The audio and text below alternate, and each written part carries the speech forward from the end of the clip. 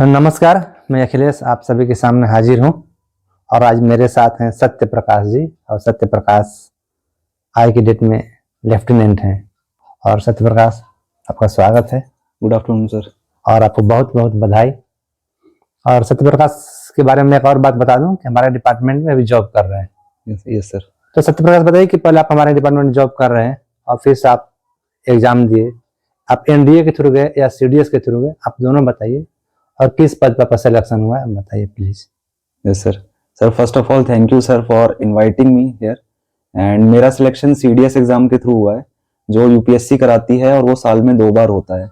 और CDS combined defence services. Yes sir, वो UPSC कराती है और वो साल में 2 बार होता है। मेरा सीडीएस 1 2025 के थ्रू हुआ था, जो 2025 का पहला वाला सीडीएस था। अच्छा। अप्रैल में एग्जाम हुआ था उसका।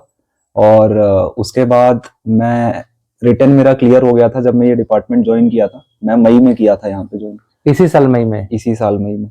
उसके बाद मेरा सर अगस्त में एसएसबी इंटरव्यू था, जो मैं डिपार्टमेंट में रहते रहते मैं एसएसबी इंटरव्यू की प्रिपरेशन किया और एसएसबी इंटरव्यू देने गया। तो जॉब के बाद मेरा पहला इंटरव्यू था ये।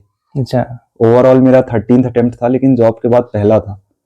मैं लकी रहा डिपार्टमेंट। हाँ, काफी लकी रहा इसके बाद, क्योंकि पहला था तो मैं यही कहूंगा कि काफी लकी था ये डिपार्टमेंट। सत्य प्रकाश से सिलेक्शन सीडीएस के थ्रू हुआ है और आप इसी पोस्ट पे एनडीए के थ्रू भी जा सकते हैं। हाँ, जो एनडीए में होता है +2 मतलब आईएससी किया होना चाहिए और सीडीएस ग्रेजुएट होना चाहिए। हाँ सर। तो आप एनडीए में भी आप ट्राई किए थे क्या? हाँ सर।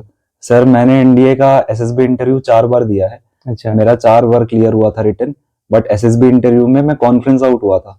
मतलब इस पे 2 स्टेज होते हैं। अगर स्टेज 1 में बाहर हो जाओ तो स्क्रीन आउट बोलते हैं, स्टेज 2 में बाहर हो तो कॉन्फ्रेंस आउट बोलते हैं। अच्छा। मैं कॉन्फ्रेंस आउट हुआ था एनडीए में। तो एनडीए कितने बार दिए आप?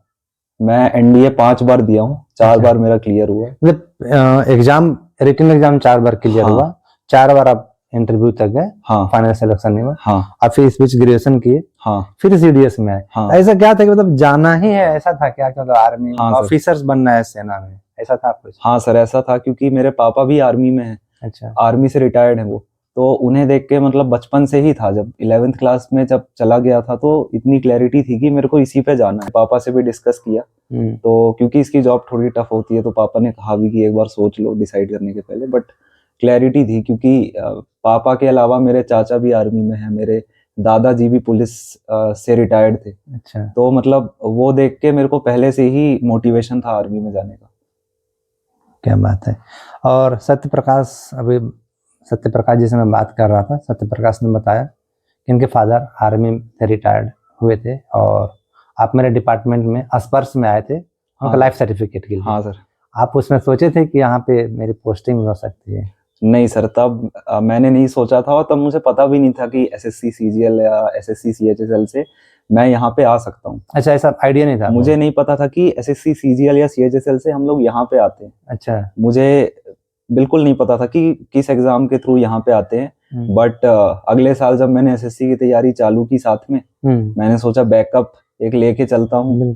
फिर जब एसएससी की तैयारी चालू की तब भी नहीं पता था। जब आंसर की में अच्छे मार्क्स आए तो जो डिपार्टमेंट रेफरेंस भरना होता है। हाँ, तो उस पे जब मैंने सर्च किया तो पता चला कि एक अच्छा डिपार्टमेंट है सीजीडीए के अंदर। अच्छा। जिसपे प्रमोशन थोड़े तेज हैं और इसके अलावा बाकी फैसिलिटीज कुछ अच्छी है, कैंटीन कार्ड की और इन सब की। तो ये सब देख के मैंने ये डिपार्टमेंट भरा, तब पता चला कि मैं यहाँ पे आ सकता हूँ। आप ही बताए होंगे डिपार्टमेंट के बारे में, शायद कुछ उनको आइडिया। हाँ, पापा ने भी 1-2 बार बताया था कि ये भी जैसे जो लोग यहाँ पे है ये भी एक अच्छा डिपार्टमेंट है, तुम इसे ले सकते हो एक ऑप्शन साथ में। अच्छा अच्छा। पापा की बात चलिए, और मैं जैसे बताया सत्य प्रकाश आए थे स्पर्श में पापा का लाइफ सर्टिफिकेट के लिए, और अभी जस्ट मुझे सत्य प्रकाश बताया कि इनके पापा नहीं रहे। अचानक से क्या ऐसा में कि पापा ठीक ठाक थे और अचानक से ऐसा कुछ? सर एक्चुअली था क्या कि बचपन से ही उनके ब्रेन में ट्यूमर था। अच्छा, मतलब वो एक ही था? हाँ, बाय बर्थ था ट्यूमर, जो कि ऐसा कभी इनएक्टिव था जनरली। हाँ, इनएक्टिव था, लेकिन उसका ऐसा रहता है कि 35 इयर्स की एज के बाद वो थोड़ा सा सिम्टम्स शो करता है, ग्रो होने लगता है। हाँ, तो 1-2 बार पापा को ऐसा हुआ था कि वो ड्यूटी के वक्त बेहोश हो गए थे। अच्छा, जब ड्यूटी में थे ही पापा? हाँ, तब बेहोश हो गए थे, लेकिन ऐसा तब कुछ डॉक्टर पता नहीं लगा पाए कि ये ब्रेन ट्यूमर की वजह से। अच्छा। ऐसा लगा कि कोई और रीजन होगा, उसकी दवाई दी, फिर ठीक हो गए, तो ज्यादा ध्यान उस तरफ गया नहीं। बट रिटायरमेंट के बाद जब एक बार ऐसे ही अगेन चीज हुई कि वो बेहोश हो गए, फिर हमने एडमिट किया तो तब टेस्ट में पता चला कि उन्हें ब्रेन ट्यूमर है। तो उसके बाद वो काफी टाइम एडमिट भी रहे। वो ये जबलपुर में, एमएच में, दिल्ली में थे, दिल्ली के मिलिट्री हॉस्पिटल, आरआर हॉस्पिटल है, बेस हॉस्पिटल। अच्छा बेस, आरआर भी है और बेस भी है। ठीक है। तो बेस में एडमिट थे करीब 1.5 साल। अच्छा 1.5 साल पापा एडमिट 1.5 रहे? साल एडमिट थे। और इधर तैयारी भी चलती रही, पढ़ाई भी हाँ। चलती रही, फादर दिल्ली में एडमिट थे? दिल्ली में एडमिट थे, तो 1.5 साल वहाँ पे एडमिट रहे। उसके बाद फिर जब इतने साल एडमिट थे, कंटिन्यूसली बेड में थे, तो फिर ऑर्गन्स वगैरह भी वीक हो गए थे। अच्छा अच्छा। फिर धीरे धीरे ऑर्गन्स काम करना बंद कर दिए, तो रिकवर नहीं हो पाए। ऑपरेशन हो गया था सक्सेसफुली, अच्छा, बट वो रिकवरी में काफी टाइम लग गया, जिसकी वजह से वो मतलब उन्हें बचा नहीं पाए डॉक्टर। तो बहुत दौड़ धूप करना पड़ा होगा, जबलपुर दिल्ली, दिल्ली हाँ। जबलपुर, इस बीच पढ़ाई की तैयारी। हाँ, वो सिस्टर कॉलेज। भी हैं, वो भी साथ में पढ़ रही थी थोड़ा सा हाँ आगे, हाँ तो कैसे मैनेज हुआ सर? सर, वो वही था कि उस टाइम पे मेरा कॉलेज भी चल रहा था, तो थोड़ा यहाँ का भी देखना था। मतलब कॉलेज की अटेंडेंस भी थोड़ी जरूरी थी, क्लासेस भी जरूरी थी। मम्मी मेरी मोस्टली वहाँ पे रहती थी पापा के साथ। आप मतलब वहाँ नहीं आ रहे थे? हाँ, हम लोग यहाँ रहते थे, और फिर जब पेपर वगैरह हो जाते थे तो मैं दिल्ली जाता था, मम्मी के साथ रहता था। बाकी मम्मी थ्रू आउट 1.5 साल मम्मी थी पापा के साथ, और यहाँ का मैनेज करना, फिर खाली टाइम में वहाँ जाना, यही चल रहा था। बहुत मुश्किल वक्त रहा होगा। हाँ सर। आपकी पढ़ाई यही साइंस कॉलेज से हुई है जहाँ हम लोग बैठे हैं, उससे 1.5 किलोमीटर आगे हो? हाँ सर। ऑफिस हम लोग का 500 मीटर आगे है। हाँ सर। इस एरिया से पूरा पहले से परिचित बहुत है। सर। तो फिर यही नौकरी करके क्या अनुभव हुआ, कैसा लगा? कॉलेज ही आ रहे हैं या घर में ही हाँ नौकरी कर रहे हैं?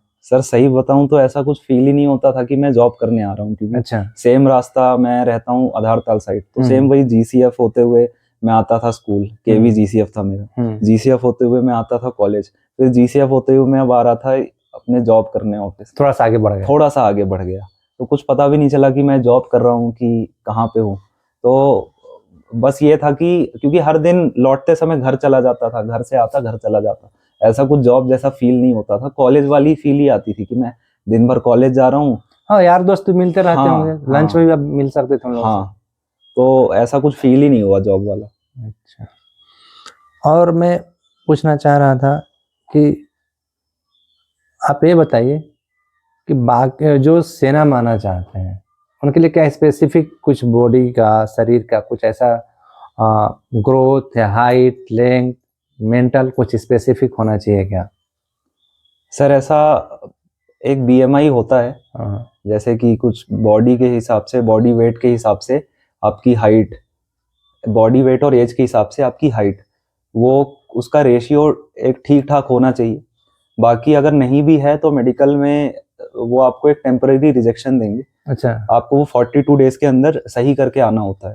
ठीक है। तो बाकी हाँ, लेकिन आर्मी में क्योंकि फिजिकल फिटनेस की स्टैंडर्ड्स काफी अच्छे हैं, तो अगर कोई तैयारी कर रहा है तो वो शुरू से ही अपनी फिजिकल फिटनेस पे ध्यान दे सकता है। मतलब अपनी रनिंग वगैरह अच्छी करे, और थोड़ा एक्सरसाइज, पुशअप्स वगैरह, पुलअप्स वगैरह मारने की हैबिट रखे, जिससे कि उसे वहाँ दिक्कत ना हो, क्योंकि इसकी ट्रेनिंग भी थोड़ी टफ रहती है, और आर्मी की रिक्वायरमेंट भी है एक अच्छी फिजिकल फिटनेस। तो अगर वो तैयारी के साथ ही ध्यान देगा तो उसे वहाँ दिक्कत नहीं जाएगी। और एग्जाम के बारे में क्या, सिलेबस क्या होता है, प्रोसेस क्या है, आप बताएं थोड़ा कि एग्जाम कब भरना पड़ता है? आई थिंक साल में 2 बार आता है शेड्यूल। हाँ सर। का तो सिलेबस क्या है, किस लेवल का है? हाँ, वो पहले जाने, फिर हम आएंगे इंटरव्यू लेवल पे। तो पहले एग्जाम क्या है? सर इसका एग्जाम, और यूपीएससी कंडक्ट करती है? हाँ सर, इसका यूपीएससी कराती है एग्जाम, और इस पे जैसे 2 ऑप्शन है। एक तो परमानेंट कमीशन। परमानेंट कमीशन में अपना इंडियन मिलिट्री एकेडमी है आर्मी के लिए, आईएमए। हाँ आईएमए।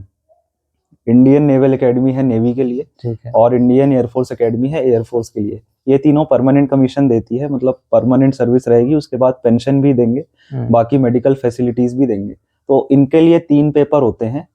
सबसे पहले इंग्लिश का होगा, फिर होगा जनरल नॉलेज का, फिर होगा मैथ्स का। एक ही दिन में तीनों होंगे ना? एक ही दिन में तीनों होंगे, 2-2 घंटे के। अच्छा अच्छा।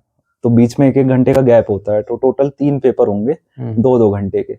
और एक होता है शॉर्ट सर्विस कमीशन, जो कि आर्मी बस के लिए है। उनकी training officers training academy Chennai में होती है। हाँ, ओटीए चेन्नई में होती है। तो उनका 2 ही पेपर उन्हें देने रहते हैं, इंग्लिश और जनरल नॉलेज। जीके का, वो मैथ्स का नहीं देना होता। तो ये 2 रास्ते हैं। अब इसके लिए मतलब उसका अगर मैं बात करूं, अगर तीनों पेपर की कोई तैयारी करना चाह रहा है परमानेंट कमीशन के लिए, तो सर उस पे इंग्लिश अगर कोई एसएससी की तैयारी कर रहा है तो लगभग सेम है। अच्छा, इसका इंग्लिश का लेवल थोड़ा सा ऊपर है, थोड़ा सा टफ है। हाँ, थोड़े अच्छे ऑब्जेक्टिव ही है। ऑब्जेक्टिव ही है। अच्छा, ठीक। 2 घंटे में 120 क्वेश्चन करने रहते हैं। ऑब्जेक्टिव है सारे। हाँ, हाँ, ठीक। 2 घंटे में 120 क्वेश्चन और 100 मार्क्स का रहता है। अच्छा, तो थोड़ा सा ऊपर लेवल है। अगर कोई कॉम्प्रिहेंशन वगैरह अच्छा है, मतलब न्यूज़पेपर रीडिंग की हैबिट अच्छी है और साथ में ग्रामर के रूल्स वगैरह, मतलब जो टॉप 100 इंपॉर्टेंट रूल्स, कोई मोस्ट इंपॉर्टेंट रूल्स अगर किसी को पता है और अच्छी प्रैक्टिस है, जैसे प्रीवियस ईयर्स क्वेश्चन जो है, तो अगर कोई उसकी प्रैक्टिस कर लिया है और मॉक लगा लिया है तो इंग्लिश में दिक्कत नहीं जाती। तो वही है कि अंडरस्टैंडिंग कितनी अच्छी है इंग्लिश लैंग्वेज की, तो वो उससे चेक होती है, क्योंकि थोड़ा सा अच्छा लेवल रहता है। ये हो गया इंग्लिश का। हाँ, फिर मैथ्स। हाँ सर, फिर आता है जनरल नॉलेज अच्छा, का। ठीक है, जीके। इसका भी सेम है, 2 घंटे में 120 क्वेश्चन और 100 मार्क्स का पेपर। अच्छा, तो इस पे भी जैसे यूपीएससी सिविल सर्विसेज का जो प्री रहता है, उससे एक लेवल का नीचे कहा जाता है। अच्छा। इसका जीके टफ होता है असल में। तो 100 जीके में क्या से क्या पूछते हैं पता ही नहीं चलता, इतने ऑप्शन रहते हैं उसमें। हाँ, ए बी सी, फिर 1 2 3, फिर 1 2 3, इस तरह से। हाँ, मतलब वही स्टेटमेंट वाले क्वेश्चन। ये सही है, 1 2 सही है, हाँ, 2 1 सही है, चारों सही है, कोई सही वही नहीं। वही और वास्ट भी है काफी, और अच्छा, थोड़ा सा इन डेप्थ भी पूछते हैं। तो इस पे 40 मार्क्स भी काफी अच्छा माना जाता है आउट ऑफ 100। आउट ऑफ 100 40 बहुत अच्छा माना जाता है इंग्लिश के पेपर, जीके के पेपर में। और तो इसके लिए वही है कि जो यूपीएससी सिविल सर्विसेज की स्टैंडर्ड बुक्स हैं, तो जो वहाँ की, जैसे पॉलिटी के लिए एम लक्ष्मीकांत है, ज्योग्राफी के लिए 11th-12th की एनसीईआरटी है, साइंस के लिए 9th और 10th की एनसीईआरटी है, बाकी करंट अफेयर्स वगैरह लास्ट 6 मंथ्स का, ये सब से कवर हो जाता है जीके। अच्छा, ठीक ठाक स्कोर आ जाता है इतने से। प्लस मैथमेटिक्स में क्या पूछेंगे? मैथमेटिक्स में सर थोड़ा सा चेंज है, जैसे जीके और इंग्लिश में 120 क्वेश्चंस थे 2 घंटे में, यहाँ पे 100 क्वेश्चन है। ठीक है, 100 मार्क्स ही है लेकिन 100 क्वेश्चन है। ठीक है, तो यहाँ पे मतलब हर क्वेश्चन का वेटेज बढ़ जाता है। ठीक। हाँ, यहाँ पे एक क्वेश्चन 1 नंबर मार्क्स का का है, होता है। वहाँ पे एक क्वेश्चन 0.83 मार्क्स का था। तो यहाँ पे एक क्वेश्चन का वेटेज बढ़ जाता है। इस पे एसएससी जैसा ही है, लेकिन एसएससी में जैसे मैथ्स में 2 पोर्शन होते हैं, एक अरिथमेटिक, एक एडवांस मैथ्स। ठीक है। तो यहाँ पे अरिथमेटिक कम पूछी जाती है, एडवांस मैथ्स ज्यादा पूछते अच्छा, हैं। प्लस 2 के क्वेश्चन ज्यादा पूछेंगे, ट्रिग्नोमेट्री, जियोमेट्री के क्वेश्चन ज्यादा पूछेंगे? नहीं सर, रहता 9th-10th का ही है। ठीक है, लेकिन उसके 2 है ना, जैसे अरिथमेटिक में प्रॉफिट लॉस, ठीक है, परसेंटेज, ठीक। Ratio, proportion. हाँ, एडवांस मैथ्स में ज्योमेट्री, हाँ, ट्रिग्नोमेट्री, जियोमेट्री। ये सब। हाँ, तो यहाँ पे ज्योमेट्री, ट्रिग्नोमेट्री, स्टैटिस्टिक्स, मेंसुरेशन, ये ज्यादा पूछते हैं। ज्यादा पूछेंगे। 75% तो यही रहता है, अच्छा, या तो advance 70% advance maths, 30% arithmetic. SSC में थोड़ा उल्टा है कि अरिथमेटिक ज्यादा पूछते हैं, एडवांस कम पूछते हैं। बाकी है लगभग वैसा ही। मैं जब एसएससी की तैयारी जब से मैंने चालू करी, तो मेरे यहाँ मैथ्स का स्कोर इंप्रूव होने लगा, यहाँ भी सीडीएस में। सीडीएस में तो मतलब हेल्प होती है, अगर कोई एसएससी की प्रिपरेशन कर रहा है तो उसे सीडीएस एग्जाम में काफी हेल्प होगी। अच्छा, इसका एज का रहता है कब तक, कितने एज हाँ से कितने एज तक? सर, इसका 20 साल से 25 साल तक है एज। 25 साल तक हाँ सीडीएस सर, में एज है। हाँ। और एनडीए में? एनडीए में सर 16.5 से 19.5। अच्छा, इस एज तक आपको हाँ, दे सकते हैं आप। रिटन एग्जाम हाँ की सर, बात हो, जो इसमें क्वालिफाई करेंगे हाँ, हो जाएंगे इंटरव्यू के लिए। इंटरव्यू के लिए। और इंटरव्यू 5 दिन का होता है। हाँ सर, मतलब 5 दिन उनको रहना है जो पहला दिन सेलेक्ट हो गए, हाँ, अदरवाइज पहले दिन तो बहुत लोग छट जाते हैं। बहुत लोग। आप बताओ, अब इंटरव्यू में जब पहुंचे फर्स्ट डे, हाँ तो वहां पे क्या होता है आप बताइए जरा। Sir, first day basically 2 type के टेस्ट होते हैं। ठीक है, सबसे पहला ऑफिसर्स इंटेलिजेंस रेटिंग टेस्ट, जिसे OIR कहते हैं। ठीक है। उस पे कुछ रीजनिंग के क्वेश्चन रहते हैं, जिसपे कि अराउंड 2 सेट्स होते हैं क्वेश्चन के। तो उसे हमें पूरा करना होता है कुछ लिमिटेड टाइम में। सपोज 30 मिनट्स में हमें 50 क्वेश्चन सॉल्व करने हैं, वैसे 2 सेट्स होंगे, मतलब अराउंड 1 आवर में 100 क्वेश्चन। उसके बाद अगला टेस्ट होता है पिक्चर परसेप्शन एंड डिस्कशन। मतलब डिस्प्ले होगी एक डिस्प्ले पिक्चर, होगी एक पिक्चर स्क्रीन में, उसे हमें 30 सेकंड तक ऑब्जर्व करना है। ठीक है। 30 सेकंड के बाद सर हमें 4 मिनट मिलेंगे उस पर स्टोरी लिखने के लिए। 30 सेकंड एक पिक्चर दिखलाया जाएगा आपको, और उस पे 4 मिनट के अंदर एक स्टोरी लिखना है, अराउंड 100 वर्ड्स। ये फर्स्ट डे की बात है। जब हम लोग वो स्टोरी लिख लेते हैं, उसके बाद फिर जैसे अराउंड 100 कैंडिडेट्स रिपोर्ट किए हैं, तो उन सबके छोटे छोटे ग्रुप्स बनाते हैं, लाइक अराउंड 15 स्टूडेंट्स के। फिर उन सबको बारी बारी से हॉल में ले जाते हैं, 15-15 करके। हॉल में सेमी सर्कल फैशन में उन सबको बैठाते हैं, और चेस्ट नंबर मिलता है। चेस्ट नंबर वाइज कैंडिडेट्स अपनी स्टोरी नरेट करते हैं। ऐसा कहा जाता है कि 1 मिनट के अंदर अपनी स्टोरी को नरेट करना है इंग्लिश में। और उसके बाद जब सारे कैंडिडेट बारी बारी से अपनी स्टोरी नरेट कर लिए, उसके बाद ग्रुप डिस्कशन होता है। हम्म। ग्रुप डिस्कशन में मतलब वो लोग डिस्कस करते हैं कि जैसे क्योंकि सबकी अलग अलग स्टोरी बनी है, हाँ हाँ ठीक तो है। अब हमें डिस्कस करके एक कॉमन स्टोरी बनानी है, अच्छा। सबकी स्टोरी को मिला के कॉमन स्टोरी बनानी है। तो ग्रुप डिस्कशन में वो चीज डिस्कस होती है। फिर उसमें एक लीडर बनेगा कोई? हाँ, उस पे फिर ऐसा होता है कि जब डिस्कशन खत्म हो जाता है तो सामने ऑफिसर्स बैठे रहते हैं 3, वो लोग देखते रहते हैं? हाँ, वो सब नोट करते रहते हैं, नरेशन भी सुनते हैं, डिस्कशन भी सुनते हैं। तो वो लोग फिर बोलते हैं कि आप किसी एक को नॉमिनेट करो जो कि आपकी कॉमन ग्रुप स्टोरी दे। फिर कोई भी एक कैंडिडेट जिसे ग्रुप नॉमिनेट करता है वो खड़ा होके पूरी ग्रुप की स्टोरी नरेट करता है ऑफिसर के सामने। इन सारे टेस्ट के बाद रिजल्ट अनाउंस होता है पहले दिन का। हाँ ठीक है। और अराउंड 50% कैंडिडेट सेलेक्ट होते हैं पहले दिन के टेस्ट में। आधे लोग पहले दिन ही बाहर हो जाएंगे? हाँ, आधे लोग पहले दिन बाहर हो जाते हैं, फिर आधे लोग बाकी 4 दिन के बाकी लिए? बचे हुए 4 दिन। आधे जो सेलेक्ट हुए बाकी 4 दिन रहेंगे? हाँ, ठीक। एक्चुअल में जो मेन एसएसबी है वो आखिरी के 4 दिन की है। पहला दिन तो स्क्रीनिंग है? हाँ, और पहले काफी समय पहले ये पहले दिन का टेस्ट होता भी नहीं था। अच्छा। जब ये ज्यादा कैंडिडेट्स आने लगे तो फिर उन्होंने पहले दिन का मैंने टेस्ट भीड़ कम करने का एक उपाय हाँ। है, स्क्रीनिंग में ही आपको हाँ, वापस कर दें। हाँ, मैं एक बात और जानता हूँ या सुना हूँ कि जब फर्स्ट टाइम आप ट्रेनिंग इंटरव्यू में जाते हैं एनडीए या सीडीएस का, तो वहाँ पे आने जाने का खर्च भी मिलता है, ये क्या बात सही है? हाँ सर, ऐसा होता है।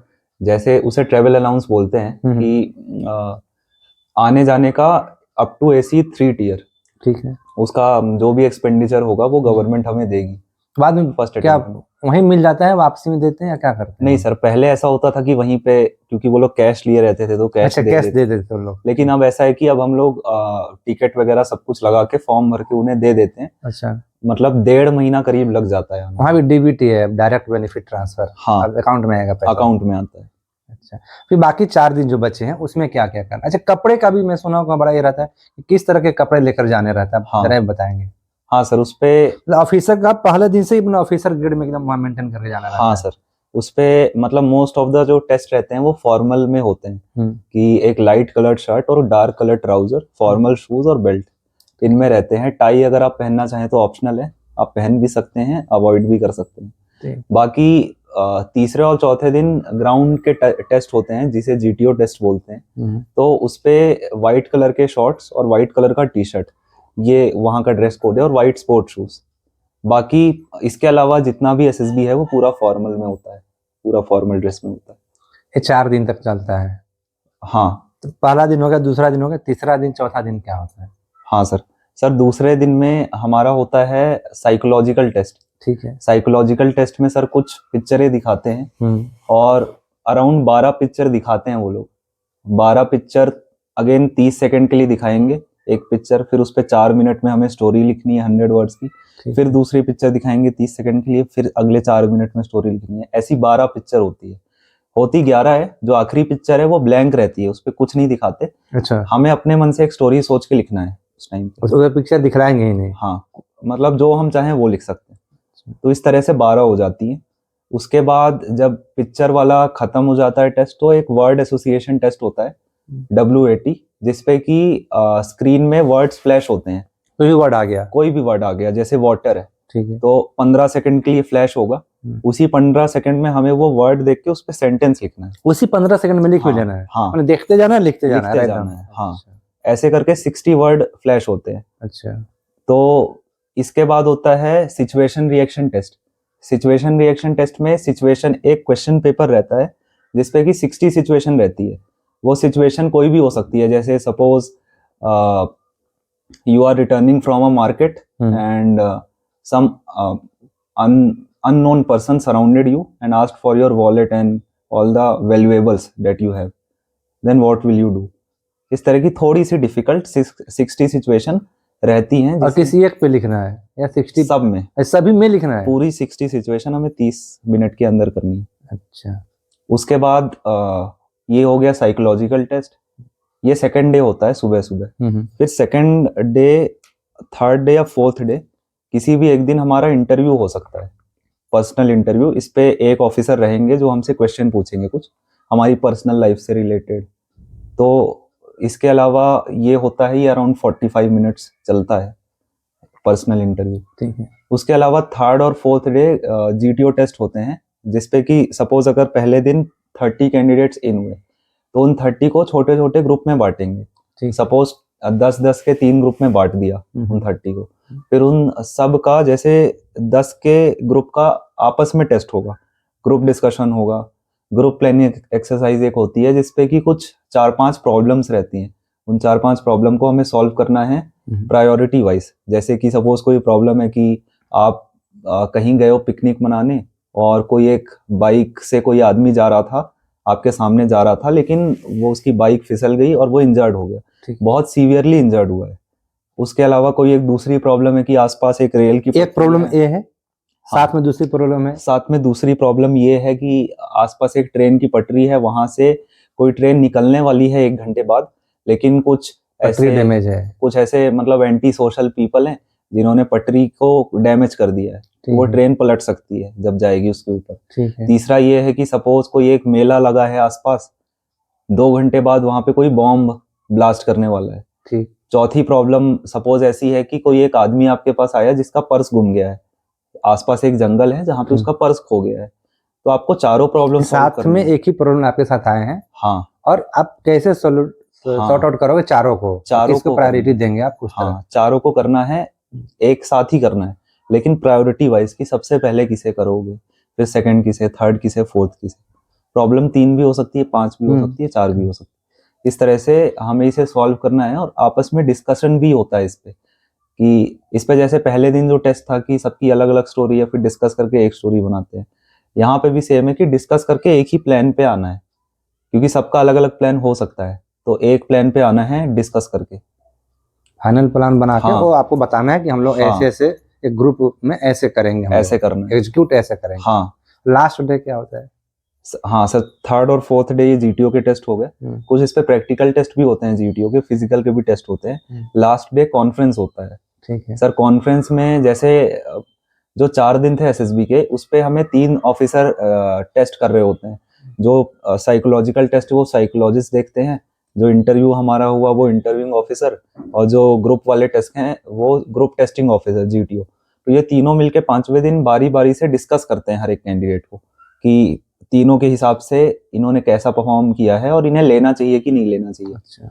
और फिर बुलाते भी हैं, जैसे चेस्ट नंबर वाइज, पहले चेस्ट नंबर 1 पे डिस्कशन करेंगे, डिस्कशन हो गया तो उन्हें अंदर बुलाएंगे, हॉल के कॉन्फ्रेंस हॉल के अंदर बुलाएंगे, कुछ क्वेश्चन पूछेंगे, फिर वापस फिर नेक्स्ट कैंडिडेट पे डिस्कस, नेक्स्ट कैंडिडेट को बुलाएंगे। लास्ट राउंड में फिर से देखते हैं कि क्या हो सकता है उस पे। फिर उसके बाद फिर रिजल्ट अनाउंस करते हैं लास्ट डे।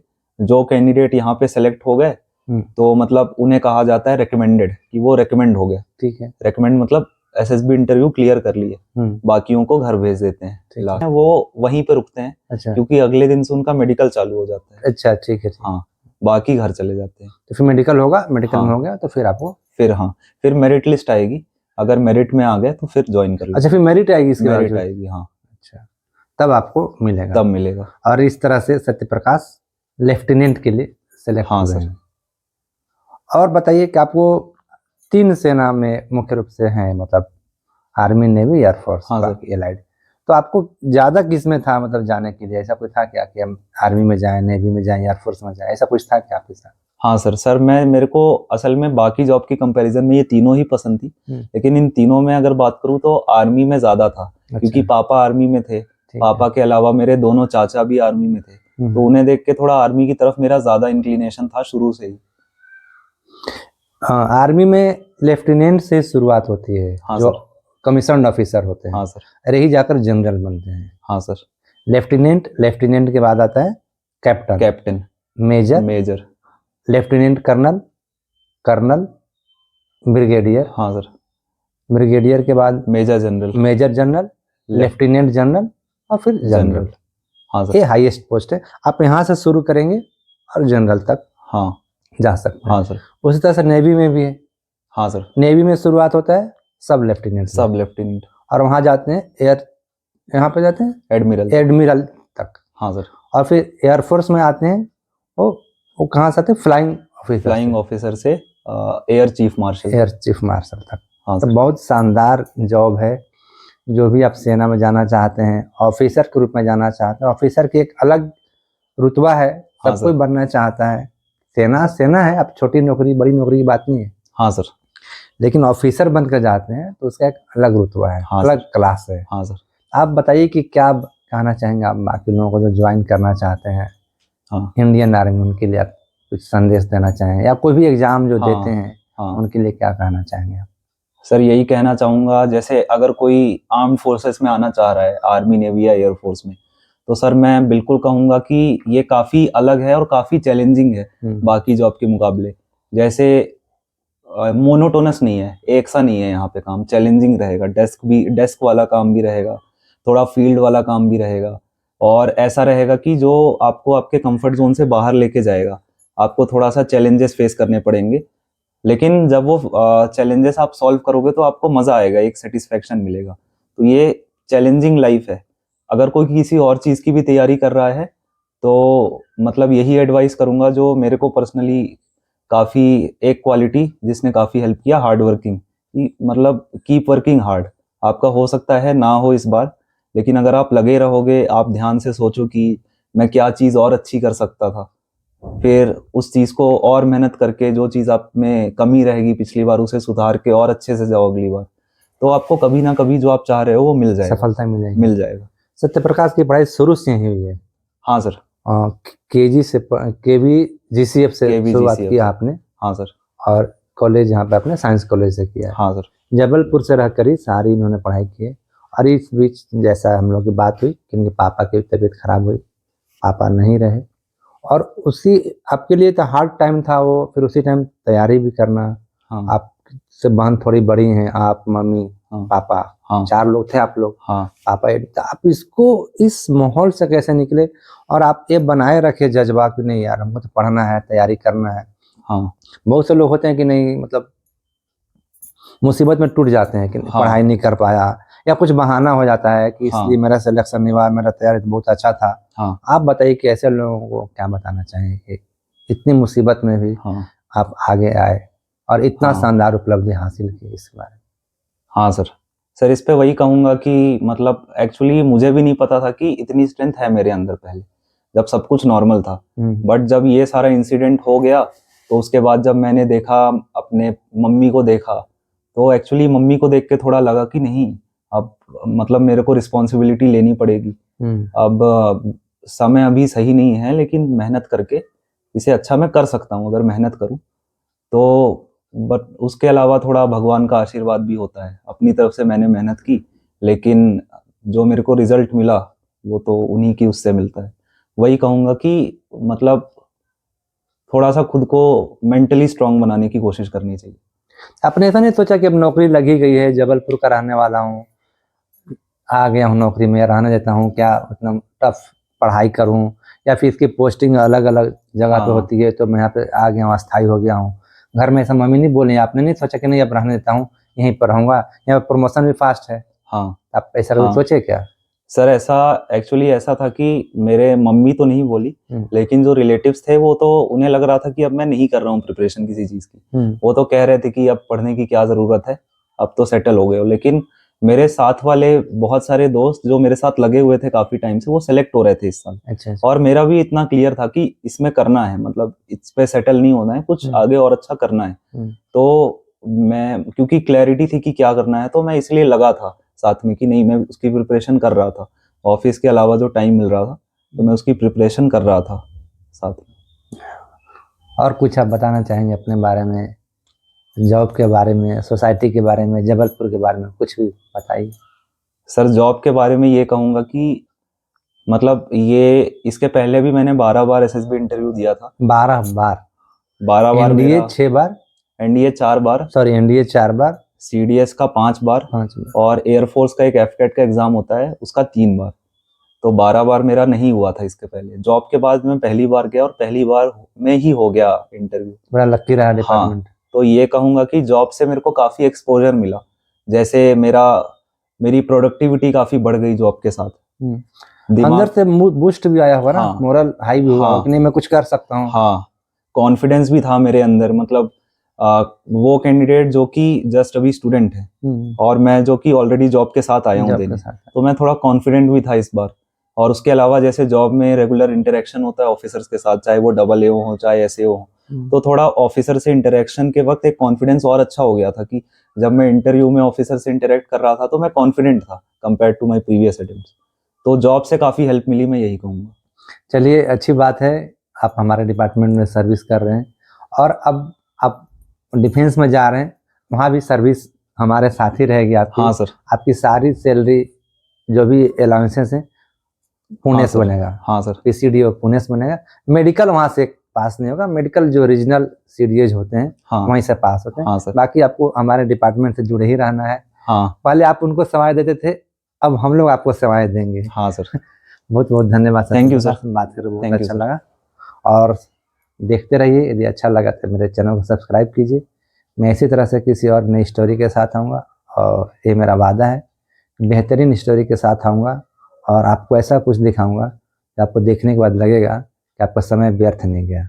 बहुत बहुत धन्यवाद, प्यार बनाए रखिए।